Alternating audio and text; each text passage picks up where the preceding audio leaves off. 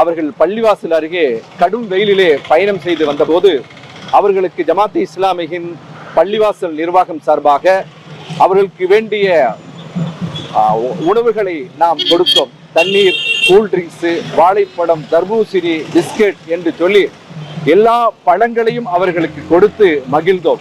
மதம் மற்றும் சமூக நல்லிணக்கத்தை பறைசாற்றும் விதமாக கோவையில் நடைபெற்ற மாரியம்மன் கோவில் பண்டிகையில் கலந்து கொள்ள வந்த பக்தர்களுக்கு குளிர்பானங்களை இஸ்லாமிய மக்கள் வழங்கியுள்ளனர்.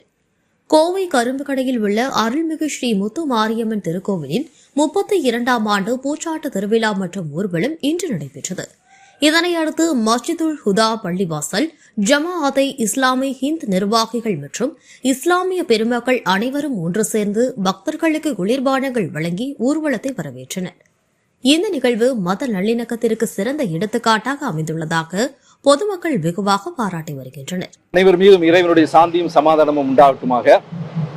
கடந்த ஒரு வாரமாக இந்த கோயம்புத்தூர் கரும்புக்கடை சாரமே ரோட்டிலே முத்துமாரியம்மன் கோயிலுடைய திருவிழா நடைபெற்று வருகிறது. அதனுடைய இறுதி நாளான இன்றைய தினம் அவர்கள் பள்ளிவாசல் அருகே கடும் வெயிலிலே பயணம் செய்து வந்தபோது அவர்களுக்கு ஜமாத் இஸ்லாமியின் பள்ளிவாசல் நிர்வாகம் சார்பாக அவர்களுக்கு வேண்டிய உணவுகளை நாம் கொடுத்தோம். தண்ணீர், கூல்ட்ரிங்க்ஸ், வாழைப்பழம், தர்பூசணி, பிஸ்கெட் என்று சொல்லி எல்லா பழங்களையும் அவர்களுக்கு கொடுத்து மகிழ்ந்தோம்.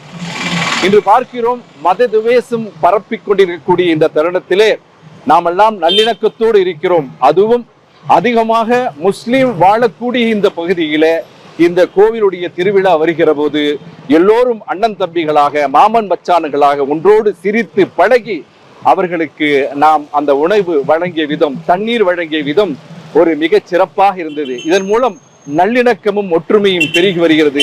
இது நமது நாட்டுக்கும் நம் சமுதாயத்திற்கும் ஒரு சிறந்த செயலாக அமைந்திருக்கிறது. எல்லா புகழும் இறைவன் ஒருவனுக்கே. இந்த நல்லிணக்கம் மலரட்டும் மலரட்டும்.